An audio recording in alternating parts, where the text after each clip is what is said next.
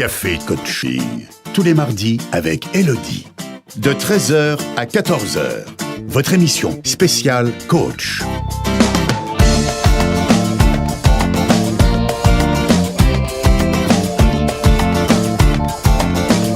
Participez à l'émission, appelez le 04 78 21 05 95. 04 78 21 05 95. Eh bien bonjour à tous. Alors on est ensemble pour une heure de café coaching sur Radio Pluriel. Alors je suis avec, avant de vous annoncer le thème, j'ai deux invités aujourd'hui. J'ai France et j'ai Mathilde qui a 8 ans. C'est ma plus jeune invitée. Je suis très fière d'avoir Mathilde avec moi aujourd'hui. Et France qui vont m'aider à vous donner des conseils, à vous donner des anecdotes sur quoi? Alors sur l'adolescence et surtout la crise d'ado. Alors est-ce que votre gentille princesse a fait place à une ado hystérique que vous ne reconnaissez plus? Est-ce que votre mignon petit garçon ressemble à un zombie et s'oppose à tout? Alors pas de panique, c'est la crise d'ado, on va en parler. On va vous donner des conseils, on reste zen et on est ensemble jusqu'à 14h. Alors, je suis avec France, je suis avec Mathilde. Bonjour. Bonjour. Bonjour Mathilde. Bonjour. Alors, elles vont m'aider à vous donner des conseils et des anecdotes. Alors, moi, ce sera les conseils. On se partage le travail aujourd'hui.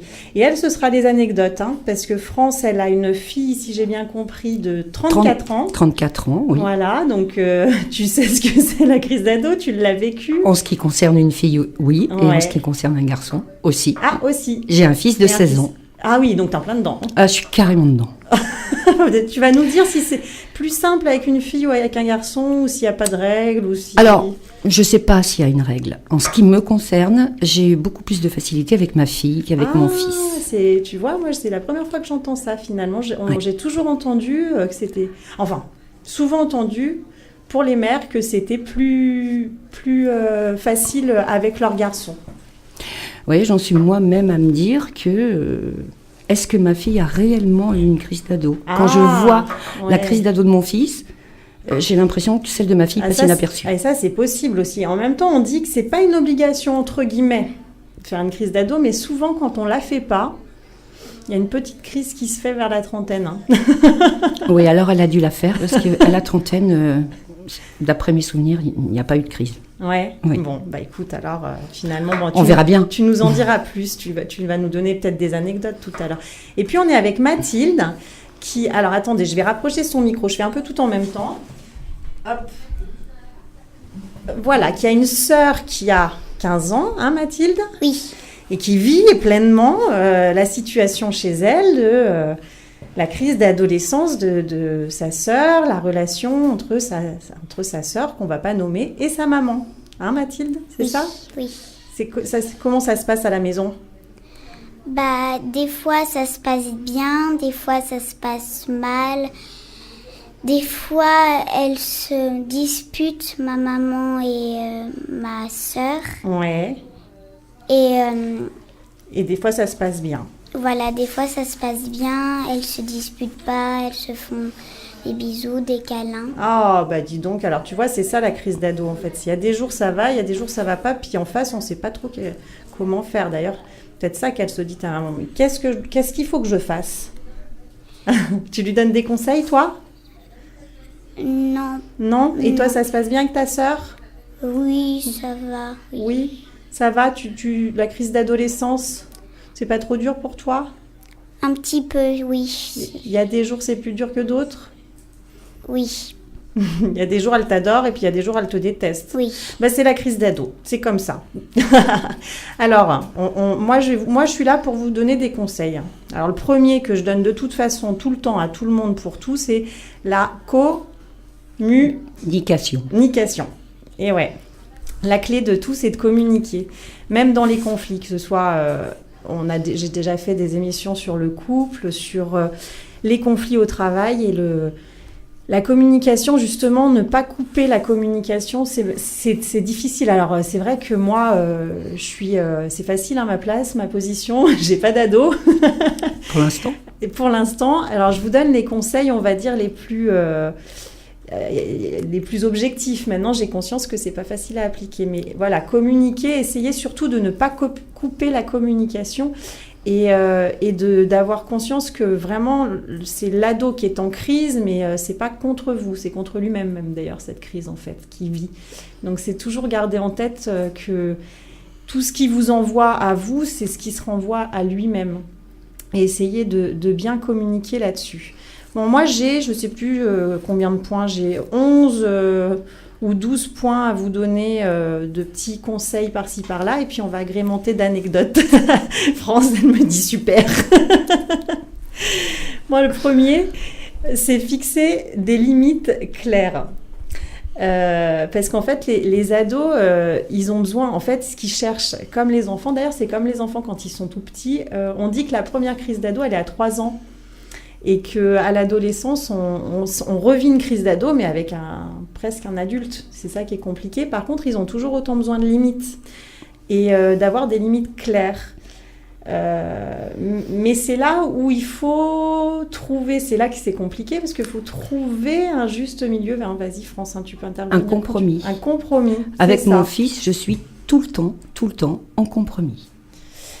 Ouais, mais c'est ça qui est compliqué. Hein. Entre ce qu'il veut, lui, et ce que moi je souhaite, ou ce que moi je suis en mesure d'accepter. Et on fait ça depuis, je sais pas, depuis qu'il a 11 ou 12 ans, depuis qu'il est entré en 6e, parce que je trouve que maintenant, la crise d'ado, elle commence dès la 6e. C'est ça. Et donc, quand il commençait à hurler, je lui disais, on se calme, on se pose. Qu'est-ce que tu souhaites ? Voilà, moi, ce que je suis prête à accepter. Et c'est lui le premier qui m'a dit, bon, alors compromis. Et on fonctionne en compromis. Et alors, mais n'empêche que du coup, il y a quand même une communication, même si c'est frustrant. Il faut absolument, je pense que c'est vraiment la chose la plus importante. Moi, j'ai aucune ficelle particulière, je ne suis pas psychologue, j'ai juste un peu d'expérience avec ma fille et mon fils. Et la communication, c'est la base. Sans communication, vous perdez le fil avec votre enfant. Et là, après, ça peut partir en live. Et puis là, on ne sait plus si l'enfant va bien ou pas. Parce qu'un adolescent, c'est quand même quelqu'un qui est sur une brèche à tout moment. On ne sait pas finalement, parce qu'il est en crise. Même quand il répond, à des moments, il répond, on se dit « Oh là là, il va vraiment pas bien ». Alors que finalement, ça va plutôt bien. Des moments, il dit rien alors qu'il va pas bien. C'est vrai que du coup, le fait de garder toujours le lien... C'est Françoise Dolto qui comparait, je reprends mes notes, l'adolescence, Françoise Dolto, qui l'appelait le complexe du homard. J'ai bien aimé, j'ai trouvé ce truc-là. Semblable à ce crustacé fragilisé entre deux changements de carapace, l'adolescent, entre oripeaux de l'enfance et peau d'adulte, se débat, se heurte et cherche à s'affirmer par l'opposition. C'est vraiment ça, quoi.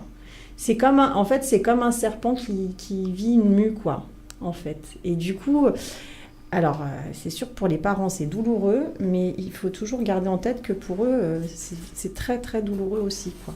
Dans une société où je pense que l'insécurité est très forte. Très forte. Donc, il y a les peurs des parents qui sont encore plus fortes qu'avant. Et en même temps, les ados qui, je pense, ont moins de repères aussi. Donc voilà, alors fixer des limites claires, ça c'est peut-être le plus dur entre guillemets, dans le sens où il faut les tenir. Et ils sont malins les ados, et ils sont forts pour amadouer, passer de la pommade dans les moments d'après-crise. Souvent c'est ça qui se passe avec un ado, c'est qu'il est en crise, il y a un jour où il rejette sa mère, son père, et puis après, il y a un jour où d'un coup, on le sent mieux, plus sympa, mais effectivement, des fois, il se sert de ce truc-là pour demander des trucs qu'il veut, et c'est là où il ne faut pas lâcher, parce que du coup, les repères, il a besoin de ses repères, quoi, qui restent comme avec un enfant. Non, c'est non, et cette limite, c'est cette limite. Ça va, Mathilde ? Oui. Est-ce que tu comprends tout ce qu'on dit ? Ça va un peu trop vite ? Oui. Oui. Est-ce que tu as une anecdote à nous raconter sur t'es pas obligé, tu peux dire oui ou non. Hein. Une anecdote, tu sais, c'est une petite histoire à nous raconter sur, par exemple, ta sœur, comment ça se passe sa crise d'adolescence, est-ce que des fois elle crie, est-ce que des fois elle boude, est-ce que des fois elle est super sympa? Oui, des fois elle est super sympa. Ah bah tu vois, c'est génial ça. Des fois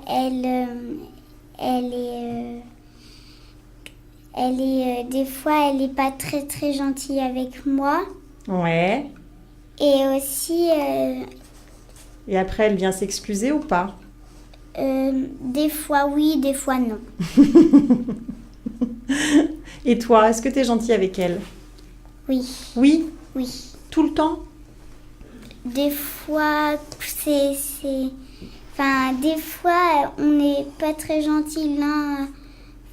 Toutes les deux. Toutes les deux. Et des fois on est gentils. Des fois on est gentils toutes les deux.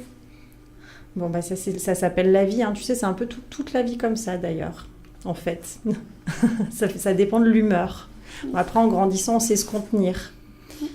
Bon, alors, le deuxième conseil pour les parents, là, hein, c'est relativiser. Alors, quand on y est, c'est dur, mais c'est vrai que, tu vois, avec ta fille, par exemple, France qui a 34 ans, peut-être que maintenant, tu peux te dire, bon, finalement... Ah, mais je me dis carrément... finalement, j'ai eu beaucoup de chance. J'ai trouvé une clé qui a fonctionné avec elle et qui m'a très certainement beaucoup aidée. Quand elle est rentrée en 5e, alors la 5e, bien sûr, 13 ans, avec des copines aussi qui ont 13 ans. Donc elle décide qu'elle veut sortir un samedi soir. À 13 ans. À 13 ans. Donc, évidemment... Elle me donne toutes les bonnes raisons pour lesquelles elle doit sortir. Ah bah ça, oui, et toutes les bonnes raisons pour lesquelles moi, je n'ai strictement rien à dire. C'est normal, enfin bon, tout le monde connaît. Oui, puis c'est la seule à ne pas sortir. Absolument. Donc elle va se faire éjecter du groupe, elle va se faire traiter de bébé, enfin tout un tas de choses, et puis avec beaucoup d'autorité, même d'autorité. Ouais. Puis je ne sais pas ce qui se passe, je lui dis, on était en voiture, je lui dis, bon écoute, voilà, tu sais ce qu'on va faire? Eh bien on va inverser les rôles. Donc, moi je vais te demander, je ne me souviens plus du tout ce que je lui ai dit, et puis toi tu vas me dire si tu m'autorises à le faire. Ah ouais, c'est génial ça. Ah, même il fallait avoir l'idée quand même. Non, mais je sais pas, j'ai pas eu l'idée. Enfin, je veux dire, c'est venu tout seul, j'ai aucun mérite. Ah bah si. Donc elle me dit, alors elle réfléchit et c'est là où j'ai de la chance. C'est qu'elle elle était assez mature et elle m'a regardée, elle m'a dit de toute façon, si tu me demandais ça, je te dirais non. Ah ouais. Je lui dis oui. Là, alors, effectivement, tu as eu de la chance parce que tu aurais pu j'ai eu de la chance. J'aurais pu tomber sur une gamine qui me dise, bon écoute, tu es ma mère, tu fais ce que tu veux, c'est pas mon problème. Et donc, je lui dis, bon bah voilà, maintenant ce qu'on fait, tu imagines, est-ce que tu es en mesure d'imaginer qu'un jour, tu vas être maman et puis que tu auras une fille de 13 ans. Voilà, elle te pose la question, qu'est-ce que tu réponds? Et là, elle me dit, je lui dis non. Donc, en fait, j'ai eu la chance, c'est de la chance, d'avoir une fille honnête. De la chance, et puis en même temps, je pense que le fait que finalement, tu lui as parlé comme à une adulte. Oui. Donc après, c'est en termes de communication, on dit on reste sur le même canal. Et on est resté comme ça. Finalement, le fait que tu la prennes pour une adulte malgré tout, parce que tu lui as dit, tu lui as demandé, ce qu'elle ferait de à ma se mettre place. à ta place, qu'est-ce que tu feras à ma place? Finalement, ça veut dire que tu ouvres à une communication. Je sais pas, elle me dit, moi. Oui, non, je sais pas. Disons que je pense avoir eu de la chance que ça me vienne à l'esprit, et de la chance qu'en face, j'ai quelqu'un qui soit... je pense qu'il y a une part d'honnêteté quand même, parce qu'elle aurait pu me dire, écoute, tu sais quoi. Et oui, mais parce que tu l'as appelé vers ça. Tu n'as pas essayé de la duper. Ah non, pas du tout. Et c'est ça, c'est un des conseils d'ailleurs, c'est soyez vrai avec vos enfants et avec vos ados à tout moment d'ailleurs. On dit ne pas mentir, essayez dans la mesure du possible de ne pas mentir aux enfants, aux ados. Donc c'est vrai que c'est une règle d'or. Et dans le relativiser, il y a aussi, à l'adolescence, on arrive au moment du tabac, de la sexualité, de toutes ces choses-là. Et en même temps, moi j'ai envie de dire, donc, c'est de garder en tête que c'est effectivement à disposition mais en même temps de dire non. Non fermement. Je pense que c'est quand même le rôle des parents de dire moi je suis pas d'accord. Ça c'est sûr. Moi j'avais entendu une fois d'ailleurs une émission, un psychiatre qui disait que l'enfant dans sa tête, s'il part en se disant mes parents ne veulent pas que je fume, ça veut pas dire qu'ils vont pas fumer, mais ce sera moins ouvert que. Par contre, toujours laisser pareil la porte ouverte pour en discuter et puis se dire. Voilà, et de toute façon, ils vont tester. Ils vont essayer de fumer, ils vont essayer de... À ce sujet-là, j'ai une autre anecdote. Cette fois-ci avec mon fils. Avec mon fils, c'est beaucoup plus difficile. Hein. Je reconnais que... Et je savais très bien qu'il arrivait à un âge où il aurait envie de fumer, la drogue ou peut-être même la boisson. Ouais. Alors, ce que j'ai fait, je suis allée chercher des reportages qui avaient été faits. Et puis je les lui ai montrés, c'est-à-dire sur la dépendance à la drogue et sur le coma éthylique. Carrément. Ce que je voulais, c'était frapper fort. Mais je ne sais pas du tout si j'ai bien fait. Ça s'appelle de l'éducation. Ah. C'est bien. Et oui, ça ne veut pas dire qu'il ne va pas le faire, mais ça veut dire qu'il y a une part de son cerveau qui sait ce que c'est un coma éthylique. C'est ça, éduquer.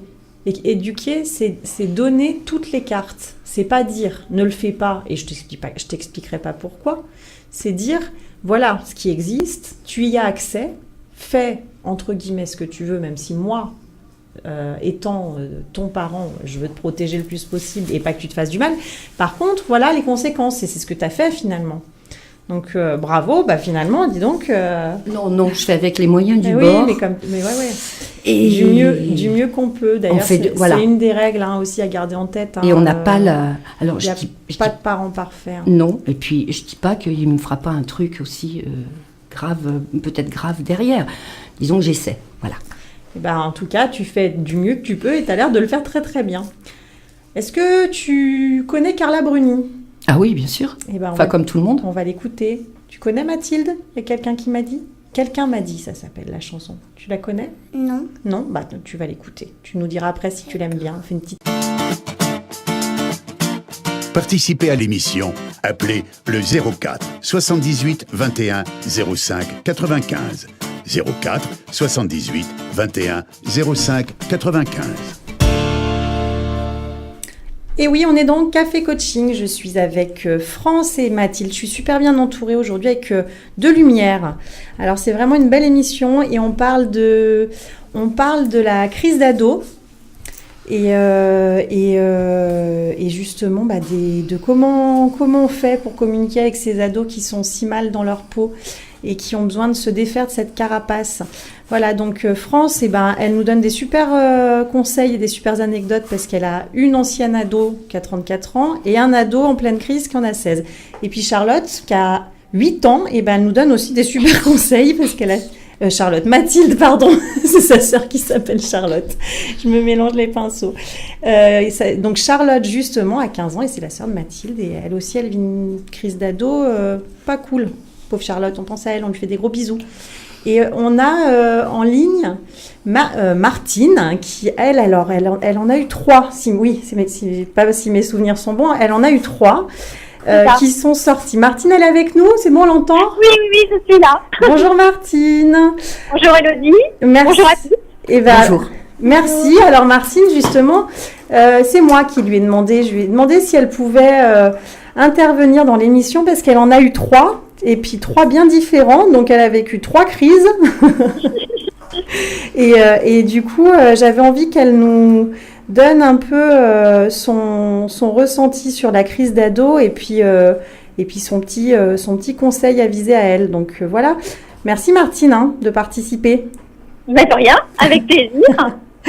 Alors déjà, la crise d'ado pour toi, comment tu l'as vécue avec tes 3 Oui, Alors oui, effectivement, il y a eu trois différents. Il y a eu très tard pour l'aîné, très très tôt pour la deuxième, et on va dire plutôt moyennement. Le troisième, voilà, il est dans la mesure. Plus cool. Dans la mesure, oui. Ouais. Et parce qu'en fait, on essuie les plâtres au fur et à mesure, et voilà. On apprend de ses erreurs.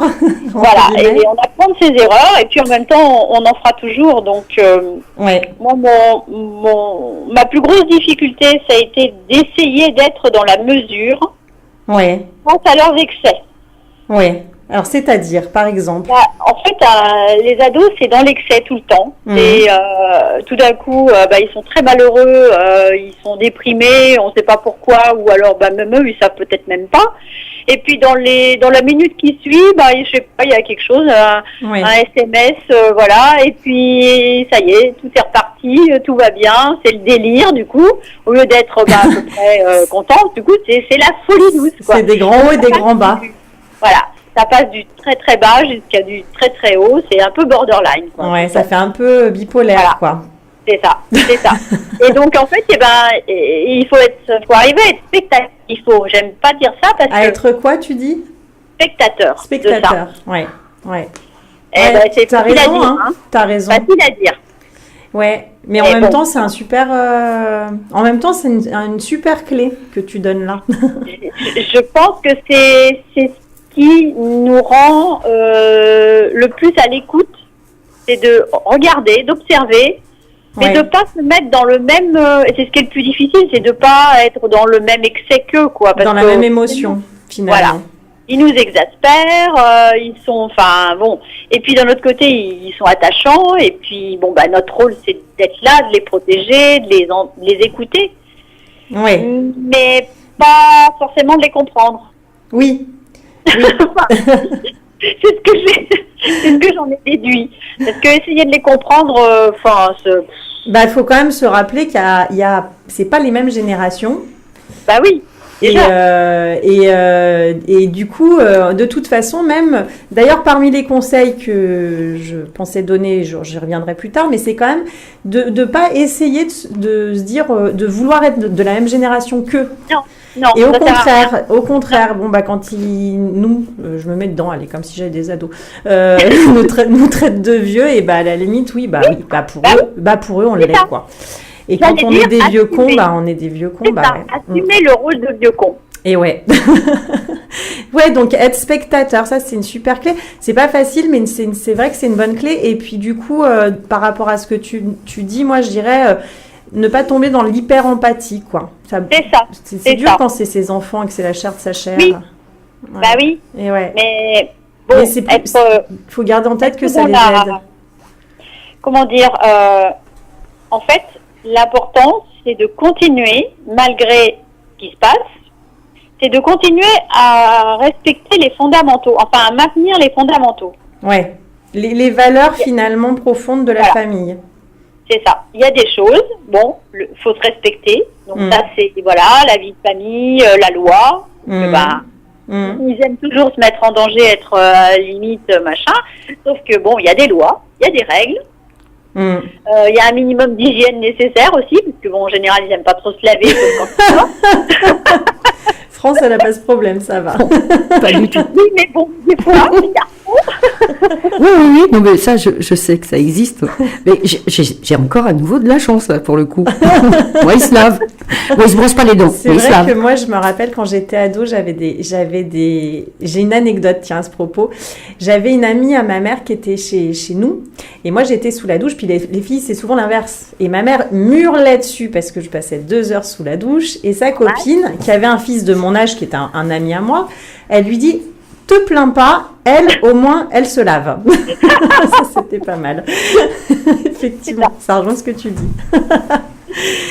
Super, Martine. Est-ce que tu as un autre petit truc à rajouter à ça ou c'était pas mal? Moi, je dirais d'essayer de lâcher le lest sur ce qui n'est pas grave. Oui. Mais pas forcément leur dire, mais voilà, il y a des choses... si la chambre, elle n'est pas nickel chrome, pas si grave. Oui.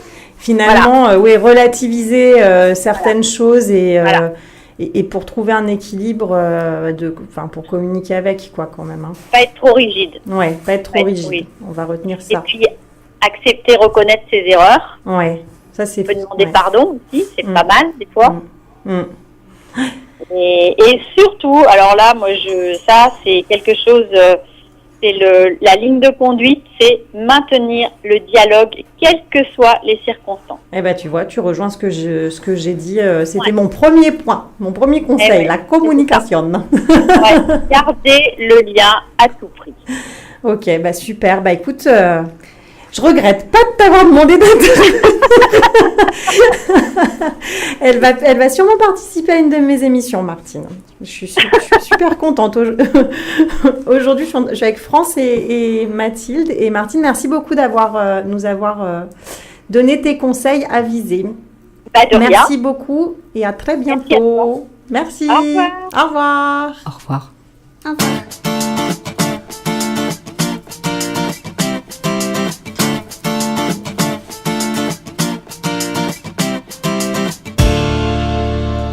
Et ben voilà, on était avec donc Martine qui nous a donné ses conseils. C'était un super conseil, être spectateur. Alors, je pense que c'est un excellent conseil, sauf que...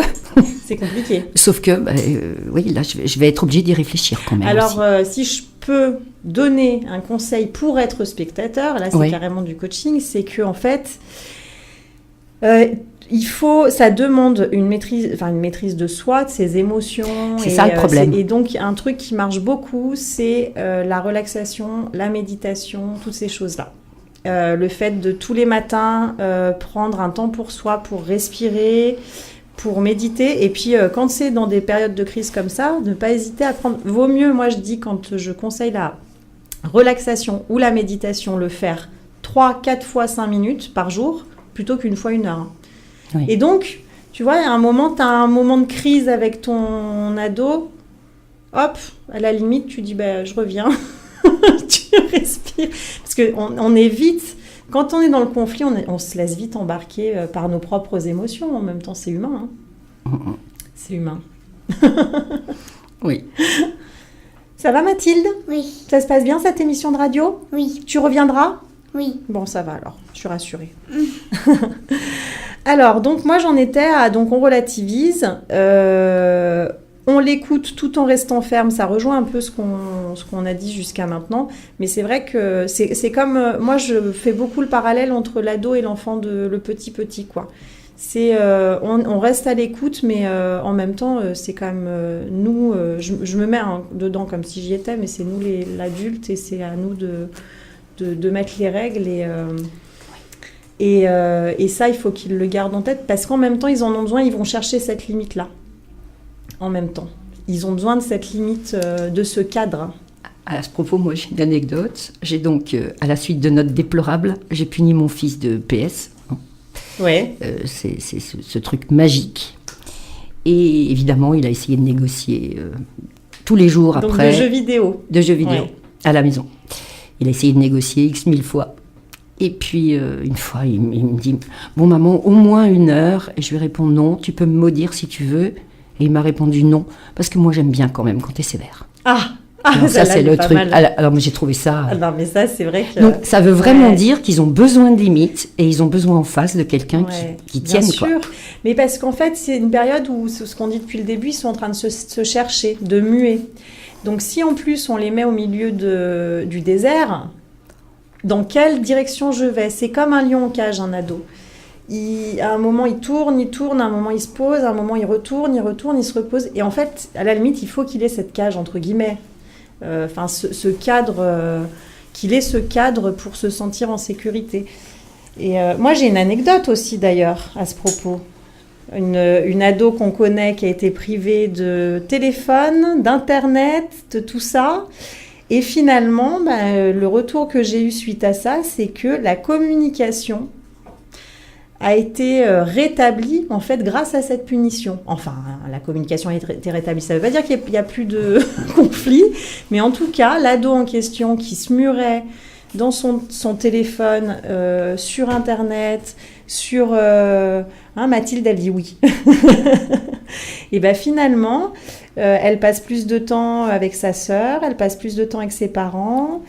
Et tu veux parler, Mathilde? Tu veux dire quelque chose? Non? Elle acquiesce juste ce que je dis. Donc c'est vrai que des fois, en fait, on n'aime pas punir les enfants et les ados, mais des fois, on leur fait du bien en le faisant, parce qu'on leur montre aussi voilà, qu'on les aime comme ça, en fait. Hein. Souvent, les enfants qui n'ont pas du tout de règles et pas du tout de limites, à un moment, ils ont aussi ce conflit intérieur de « mais en fait, est-ce qu'ils m'aiment vraiment, quoi ?» Ça ne veut pas dire que ce n'est pas le cas. Ça veut dire juste que c'est des parents qui ne savent pas mettre des règles et qui ont du mal. Hein. Attention. Hein. Donc, voilà, un autre point, respecter son intimité. Et ouais, parce que c'est dur de trouver... En fait, quand on passe du petit qui nous appartient à d'un coup, il s'enferme dans la salle de bain, il devient grand, voilà, son corps change, et puis il a des questions. Mathilde, elle a chaud. Vous l'entendez souffler? Et du coup, il y a ça. Il y a des questions liées à la sexualité, liées à l'amour, liées au corps. C'est pareil, trouver un juste équilibre entre le sujet est ouvert, mais on pourrait dire, je ne veux pas, ne pas violer, c'est pas beau ce mot, mais rentrer dans cette intimité qui sont en train de découvrir, peut-être leur mettre des ouvrages à disposition. D'autres personnes, souvent c'est très bien de leur dire, si tu as des questions que tu n'oses pas m'en parler, tu peux aller voir ta tati, ou d'aller voir même tel professionnel, ou qui sentent que le sujet est ouvert, mais par contre pas dire à la jeune fille de 15 ans « je t'ai pris rendez-vous chez la gynéco, ma fille », comme ça de but en blanc, parce que ça peut être intrusif, c'était le mot que je cherchais. C'est une ingérence dans la vie intime. Ça peut être intrusif.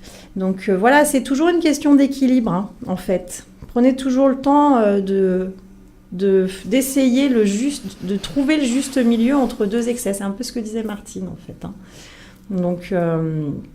Donc voilà. Qu'est-ce qu'on a d'autre comme conseil? Accepter d'avoir le mauvais rôle.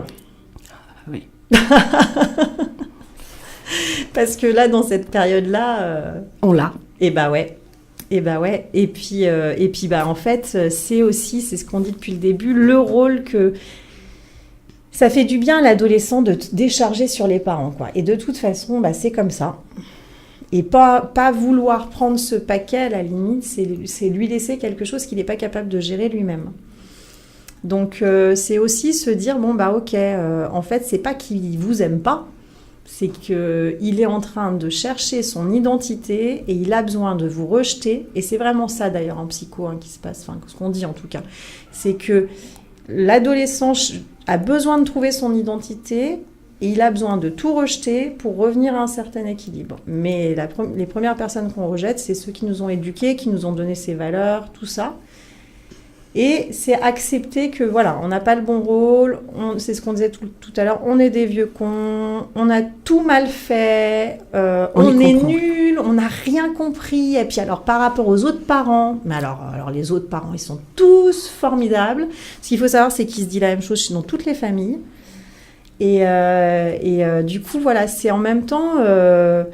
Ne pas essayer de se buter contre ça, parce que c'est ça des fois qui génère des conflits, c'est que c'est tellement dur à entendre qu'on a tendance à dire « t'as pas le droit de dire ça ». Si, à la limite. Si, laissez-le dire, dites-lui « t'as le droit de le penser, t'as le droit de penser ça, par contre tu dois me respecter ». En fait, c'est ce qu'on disait tout à l'heure, les valeurs doivent rester fermes sur les valeurs.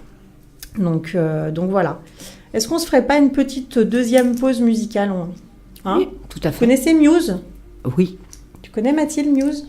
Non, tu es peut-être un peu petite, mais tu as sûrement déjà entendu. On écoute Muse et on se... Eh bien oui, on est dans Café Coaching, on est ensemble jusqu'à 14h, comme d'habitude ça passe bien trop vite. Et donc je suis toujours avec France, avec Mathilde, et j'ai demandé à une autre personne à qui j'avais envie de demander des petits conseils avisés. C'est Rachel. Je lui ai demandé si on pouvait l'appeler et elle doit être en ligne avec nous. Allô ? Oui, bonjour. Bonjour Rachel, merci beaucoup. De rien, Élodie. Du coup, voilà, je t'ai demandé parce que c'est pareil. On a eu Martine il y a peu de temps. France est dans le même cas. Et toi, c'est pareil, donc t'as deux ados. T'en as une qui est plus trop ado et t'en as une qui est ado encore. C'est ça, oui. J'ai 2 filles, une de 20 ans et l'autre qui va avoir 18 ans. Alors en fait, d'ailleurs, je dis ado, pas ado, c'est difficile parce que c'est souvent en fonction de la crise d'ado qu'on dit... Enfin là, je me fais une réflexion en même temps que je te parle, mais une fois que la crise d'ado est passée, en général, on se dit ça y est, elle est plus ado. Ouais. D'autant plus que quand on n'a pas de crise d'ado à vrai dire, c'est un peu difficile, comme tu dis, de dire ça y est, elle est ado, ça y est, elle est plus. Non. Et oui, parce que du coup, toi, alors, t'as 2 filles et est-ce que t'as le sentiment d'avoir vécu une crise, enfin que les deux ont vécu une crise d'ado? Non, pas particulièrement. Non. Il n'y a pas eu de vraie crise d'ado. Il n'y a pas eu de période, on peut dire, avec une crise d'ado. C'est plus des pics et après des creux, on va dire. D'accord. Et qu'est-ce qui t'a paru le plus compliqué dans ces périodes quand même de pics et de creux, quoi. Enfin, puis même... dans ta relation. De façon générale. Ouais, de façon générale, ouais. Pour moi, en fait, c'est le plus compliqué, c'est en même temps de vouloir établir une sorte de cadre d'éducation avec ce qu'on veut ou ce qu'on accepte en tant que parent ou ce qu'on veut pas et ce qu'on n'accepte pas. Et ça veut dire que c'est traduire un peu de nous ce qu'on est et en même temps de devoir se dire il faut qu'il devienne autonome, il faut qu'il se trompe et du coup ça veut dire qu'il faut pas se projeter à sa place. Ouais, c'est que c'est dur parce qu'en même temps t'as conscience qu'il faut qu'ils fassent leur expérience comme nous on a fait les nôtres, quoi, et en même temps on sait pas quoi et voilà par quoi on est passé. Et on veut pas qu'ils soient comme nous quelque part, parce qu'on se dit il y a des choses je veux pas qu'il les fasse. Il pourrait les éviter. Mais en même temps, peut-être qu'il a besoin de les faire. Alors parfois c'est très contradictoire et c'est là où c'est compliqué. Ouais, c'est ça qui est compliqué effectivement, ça je comprends. Et du coup, quel conseil tu pourrais donner par rapport alors je sais pas par rapport à ça, ou en tout cas toi par rapport à l'éducation d'un ado, la communication avec un ado? C'est que cette communication, elle soit toujours là, que la porte soit toujours ouverte, quoi. Oui. Et même, après nous, on a même été jusqu'à parfois des sortes, entre guillemets, de conseils de famille. Oui. Où quelque part, on forçait un peu la communication au départ. Alors c'était parfois difficile, parce que les ados, ils sont pas toujours d'accord. Oui. Mais n'empêche que ça permettait, même si on traversait le début un peu difficile, que tout le monde s'exprime, que tout le monde dise je suis pas d'accord avec toi, ou pourquoi tu fais pas comme ça, et qu'est-ce que tu ressens, et ça c'était important. Ça c'est un super truc effectivement aussi, de finalement ce que tu disais, le conseil de famille, ou quand même pour un parent célibataire, un peu d'imposer une communication finalement, même quitte à s'en prendre plein la tête au début, mais au moins c'est sorti, c'est mieux que... Mais finalement c'est quand même ce qu'on dit depuis le début, la communication c'est la clé, la principale clé de tout. Et après je pense, vas-y. Parfois la communication, ça passe aussi par le silence, mais comment dire, oui, c'est-à-dire que moi j'ai eu 2 filles différentes, avec 2 communications différentes, et une pour laquelle le silence pour moi c'était d'accepter que je sois pas forcément sa confidente sur certains sujets. Ouais, c'est vrai que ça c'est pareil, c'est difficile à accepter effectivement. Et en même temps, ce qu'on disait, on parlait d'intimité tout à l'heure, d'être capable de laisser l'autre avec son intimité, trouver un juste milieu entre le fait d'être disponible pour la communication et en même temps, comme tu dis, les silences, des fois, en face, l'ado peut apprécier le fait qu'il n'y ait pas une intervention à chaque fois. Ouais, c'est ça. Il ne faut pas être intrusif sur certains sujets si tu sais que... moi, je savais qu'elle parlait de certains sujets avec d'autres personnes. Ouais. À partir du moment où au moins elle peut en parler avec d'autres personnes, tant pis, j'ai dû me dire, là, c'est pas moi à qui elle veut confier des choses. Donc, mais c'est pas grave pourvu qu'elle les confie à quelqu'un d'autre. Ouais, bah tu vois, tu viens, c'est marrant, tu viens donner, confirmer ce qu'on a dit juste avant par ton vécu. C'est chouette ça. Est-ce que tu as quelque chose à ajouter par rapport à tout ça? Bah après, simplement que on peut toujours se tromper. Oui. On est des parents et on apprend au fur et à mesure. On se trompe tout le temps même. Voilà. Et il faut pas culpabiliser. Il faut se dire qu'à un moment donné, on a fait comme ça parce qu'on était ce qu'on était. Et par contre, moi, ce qui m'a toujours beaucoup aidé, c'est d'en discuter, de discuter soit de mes ados, soit d'autres enfants avec d'autres personnes. Et avec mon conjoint en premier lieu, mais avec d'autres personnes, des amis, d'autres parents, parce que ça permet de voir d'autres exemples, des solutions, de réfléchir. Ouais, ça c'est une super clé. Ça fait partie aussi des nombreuses clés que je voulais donner. C'est super que tu la donnes parce que c'est vrai, c'est vraiment pas d'être capable, mais c'est vraiment d'aller en parler, de pas se dire on a un problème, on n'en parle pas quoi. Ah non, surtout pas. Et merci beaucoup Rachel, c'est très très gentil d'avoir accepté d'intervenir dans mon émission en espérant qu'une fois tu sois là comme Martine. C'est des amis très proches et voilà, je sais que justement à des moments elles m'ont partagé leur vécu avec leurs ados et que leurs expériences et leurs conseils, je les connais bien, ils sont bons. Merci. Un gros bisou, à bientôt. À bientôt. Au revoir. Au revoir. Et voilà, il nous reste encore 10 petites minutes pour parler de ce sujet qui pourrait tenir des heures et des heures et des heures. France, est-ce que t'es inspirée par tout ça? Ah oui, je suis très inspirée, j'écoute vraiment. Est-ce que ça t'aide un peu Oui, ça m'aide. Ouais, même si... Le fait de prendre de la distance... C'est Martine qui a utilisé ce mot, être spectateur. Ouais. Alors ça, en revanche, ça m'interpelle. Ouais. Ça m'interpelle et je pense qu'elle a raison. Oui. C'est ce que je pense, ça n'engage que moi, bien sûr. Mais je pense qu'elle a raison. Et ça, c'est quelque chose qu'il va falloir, en ce qui me concerne, que je travaille un peu. Pas rentrer dans mes émotions lorsqu'en face, je parle pas forcément de la colère parce que c'est pas, mais je me sens mal quand je vois mon ado mal. Oui, ça c'est un problème. De l'hyper-empathie et effectivement, il y a un travail à faire sur la gestion des émotions, mais qui est très intéressant parce que c'est un travail qui te sert toute ta vie. Dans les conflits, dans tout, le fait de savoir gérer ses émotions, ça ne veut pas dire au contraire, on est capable de meilleurs conseils quand on est capable de voir l'autre en souffrance sans prendre son truc à lui. Et c'est une erreur qu'on a tendance à faire tous en croyant que quand quelqu'un vient nous voir, que ce soit des enfants, nos ados en crise ou nos parents ou nos amis, au départ, on a tendance à croire qu'il faut qu'on prenne leur tristesse, qu'on prenne... Non, justement, on ne peut pas les aider si on prend leur malaise. Tout à fait, oui. C'est vrai que c'était un super conseil. C'était un super conseil. Et c'est vrai que moi, j'aime bien aussi le conseil de Rachel. Le silence est aussi important que la parole. Alors ça va dépendre, à mon avis, des enfants, enfin des ados. Et oui. Parce que moi, j'ai eu 2 ados qui ne supportent pas le silence, qui ont besoin de communiquer, mais verbalement. Et aucun des deux n'a supporté le silence. Si j'étais restée silencieuse, pour eux, je pense, ça aurait été comme un rejet. Un désintéressement total de ma part. Ouais. Donc je pense qu'effectivement, c'est une bonne chose. Ouais. Quand on a un ado... Je pense qu'elle l'a vécu avec l'une des deux.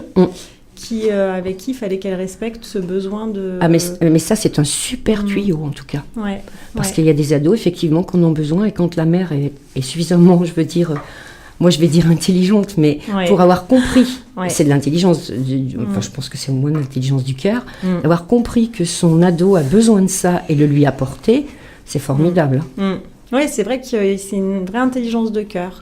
Ça va, Mathilde? Oui. C'est un peu long pour toi? Non? Non, ça va. Ça va? Oui. Est-ce que tu as envie de dire quelque chose? Je sais pas trop. Tu sais pas trop? Est-ce que tu as envie de dire un bonjour à quelqu'un? Est-ce que tu as envie de faire un coucou à quelqu'un vu que tu es à la radio là? Tu peux en profiter. Je sais pas. Tu peux faire un bisou à qui? À ta maman? Je sais pas à qui. Tu sais pas à qui? Bon, bah, c'est pas grave, on fait un coucou. Alors, moi je fais un coucou pour toi. À ta maman, à ton papa et à Charlotte. Moi aussi. Toi aussi? Elle est toute mignonne, toute timide. Elle va revenir moins timide à mon avis. Alors justement, on parlait d'intelligence de cœur et ça fait partie aussi des grands conseils, enfin d'un grand conseil, c'est dans tous les cas aussi de conflit, c'est lui montrer votre amour parce que de toute façon, vous l'aimez, oui. Il y a ce truc-là qui est immuable et qui fait que malgré les cris, malgré les mauvais mots, l'amour il est toujours là. Et faire la part des choses entre ce que traverse cet enfant et puis le fait qu'il y a quand même de l'amour et puis essayer. Alors c'est ça qui est difficile, hein, quand on est en conflit et qu'on s'est dit des trucs assez horribles. C'est difficile de montrer à des moments des marques d'attention, d'amour, mais à la limite vraiment c'est sanctionner le fait qu'à un moment il y a du manque de respect, qu'il y a des règles qui sont pas respectées, et toujours par contre garder ce cap de donner de l'amour et de en tout cas montrer par des petites attentions. Alors c'est pas forcément les cadeaux, attention, parce que justement après ils en jouent. C'est par des attentions autres. Tiens, si on se faisait un petit resto tous les deux, ou un petit truc qui aussi essayer de c'est pas partager une passion parce que leur passion ils ont envie de les avoir à eux, mais s'intéresser à ce qu'ils font, quoi. Ça c'est leur montrer un peu que voilà, on n'est pas contre eux. Se rappeler que c'est une passade. Ça fait partie des conseils. Alors bon, j'allais dire ça dure pas 10 ans, quoique maintenant que ça commence en CM2 6e et que des fois ça finit en terminale, c'est quand même bien long. Mais justement, se rappeler que c'est une passade et le conseil juste après, c'est en parler. C'est-à-dire qu'en tout cas, pendant cette période difficile, ce qu'on a tendance à faire, c'est qu'on croit qu'on est des mauvais parents parce que l'ado en question nous le jette à la tête à peu près tous les jours. Et du coup, on n'ose pas parler des anecdotes et raconter un peu les problèmes qu'on a chez soi parce qu'on se dit non mais nous, comme ça se passe chez nous, ça se passe nulle part ailleurs. D'ailleurs il nous le dit, non mais de toute façon chez nous c'est la catastrophe, chez mes amis ça se passe bien, mes parents sont géniaux. Non, parlez-en à aux parents des petits copains, parlez-en d'ailleurs même à vos propres parents parce que ça peut être très intéressant si c'est possible des fois d'ouvrir le sujet, ça peut être intéressant. Il y a quand même un problème générationnel. Oui, mais par exemple, on retrouve certaines choses. Moi, je vois, par exemple, j'entends ma mère dire « elle est trop jeune pour faire ça ». Mais ma grand-mère disait la même chose à ma mère. Et du coup, ça permet en fait, en tout cas, de se rendre compte qu'on reproduit quand même même les grands-parents qui veulent intervenir dans l'éducation elle est trop jeune, de génération en génération, ils font des choses de plus en plus jeunes et les grands-parents trouvent toujours que c'est trop jeune.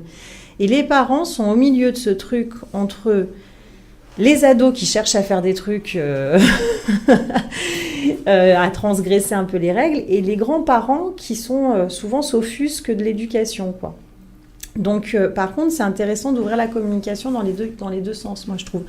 Après, pour se rassurer, en parler, c'est surtout en parler à d'autres parents qui ont des ados, en parler, et puis il y a des professionnels aussi, n'hésitez pas. C'est pas une honte, au contraire. Moi, je pense que c'est une super bonne chose que d'aller prendre des fois des conseils un peu, soit auprès de professionnels, soit auprès d'autres parents, soit auprès d'amis, enfin, en parler. Et puis, ça, juste, des fois, on se marre, parce qu'on tourne le truc en dérision, et ça fait du bien, et ça fait lâcher la pression 5 minutes.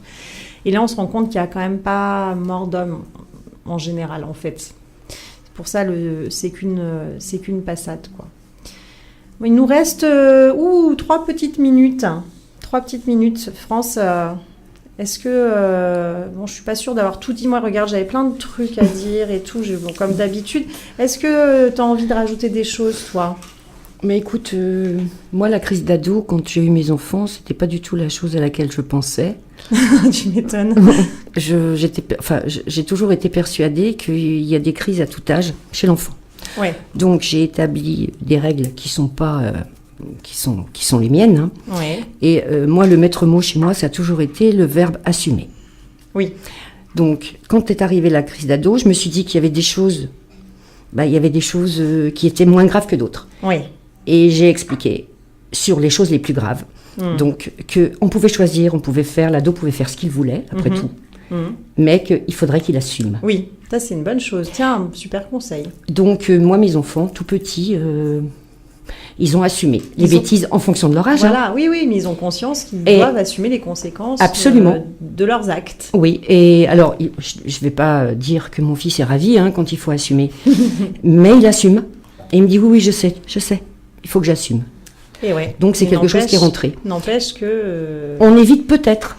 Je dis bien peut-être, parce que je ne sais pas ce qui me pend au nez, moi, demain ou après-demain, mais on évite peut-être des choses très graves. Voilà. Oui, parce qu'il a en tête je suis responsable de ma vie, qu'on devrait apprendre aux enfants dès leur plus jeune âge. Alors Mathilde, est-ce que ça t'a plu cette expérience à la radio ? Oui. Oui, bon, t'as pas beaucoup parlé, parce qu'en même temps, c'était un sujet qui était un peu compliqué. Mais elle a bien parlé. Mais t'as quand même bien parlé. Moi, je suis très fière de toi. Tu sais que tu pourrais faire de la radio plus tard, parce qu'en plus, quand tu parles, on comprend bien. Tu reviendras ? Oui. Oui ? Oui. Et puis en plus, elle a un truc à l'école qui s'appelle, je sais plus comment ça s'appelle, où tu racontes ton expérience. Comment ça s'appelle ? Le Quoi de neuf ? Le Quoi de neuf ? Tu vas pouvoir expliquer ce que tu as fait aujourd'hui à la radio, devant tous tes copains. Oui. D'accord ? Oui. Bon, merci d'être venue. De rien. Et merci France, merci beaucoup. Merci à toi, en tout cas, pour tous ces petits tuyaux, c'est super. J'ai pas tout dit, mais bon, voilà, on reviendra. On reviendra alors. Merci à Rachel, merci à Martine, et moi je vous dis à la semaine prochaine, avec grand plaisir, comme d'habitude. À bientôt.